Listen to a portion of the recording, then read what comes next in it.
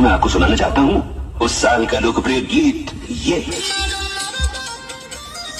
ए बेया का हरे सोलिया तले हम ना रोंगल जाओ गोलिया डाल डाल के डाल ना जीजू रुके ना तो डालवा लो। अरे आई लो पानी होलिया खेले जीजा जी बिहार में ओइसे फगुआ खेलल जाला रउआ परिवार में मन जोग मरदा उड़ावे जवन गरदा हम खोजे आए बनी।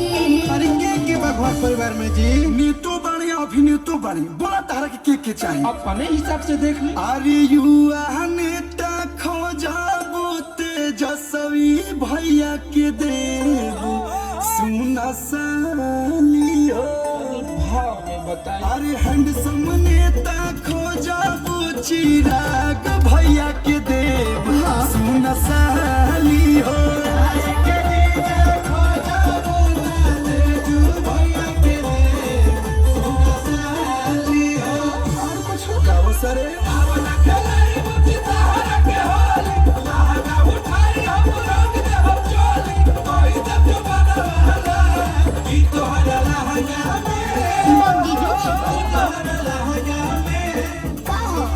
तोहरा लहंगा में हाँ कोनो पिचकारी में हो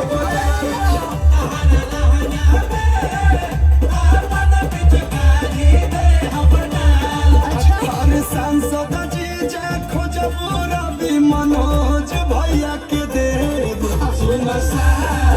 एमएलसी जी जा खोजबो अपना हुलास बाबा के देव।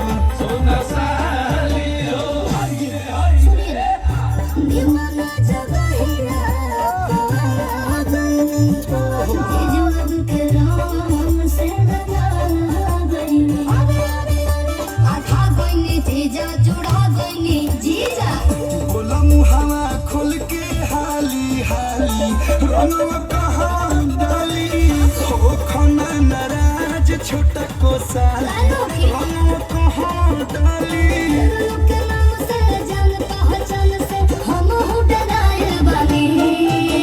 अभिनेता में कौन कौन है सुना बताओ तानी।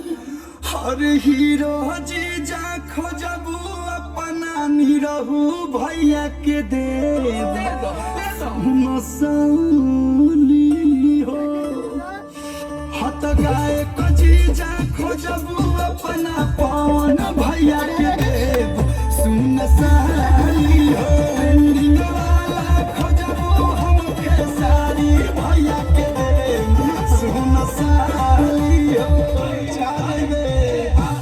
लहे लहे पीछू करिया धराई हरी जुआ मोताते हमारा रवाई चुप हो जा।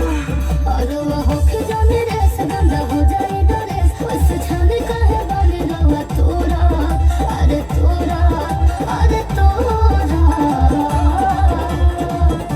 ए जीजा जी ए जीजा जी ए जीजा जी निकोराता मोहरत खूबसूरत रवा बाने उड़ा अजी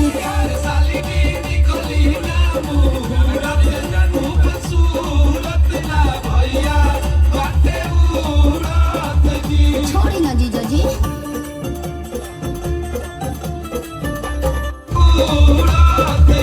छोड़ी ना जीजा जी हमको कुछ ना चाहिए।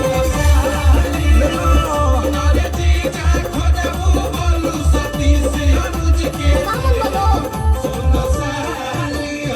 हमको कोई नहीं चाहिए। जुड़ा गइलू अब नहीं आए गुलाम जी यही जाके लोग गजबा जी अरे अरे अरे जान गोनी जीजा पहचान गोनी जीजा कलो अखिलेश के खिलावा फगुआ याद रहे ना भुलाई जिंदाबाद रहे पीछू करिया जिंदाबाद रहे बोलता दस देखी कोली ना तुम सरो सदा साने बनी।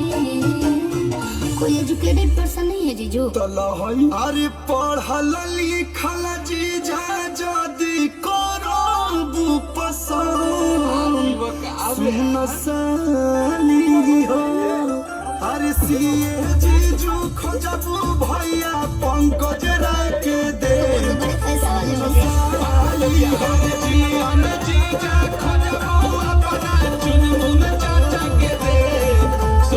अरे गोरा का जीजा खोजबू अपना आंसू बाबा के दे सुन साली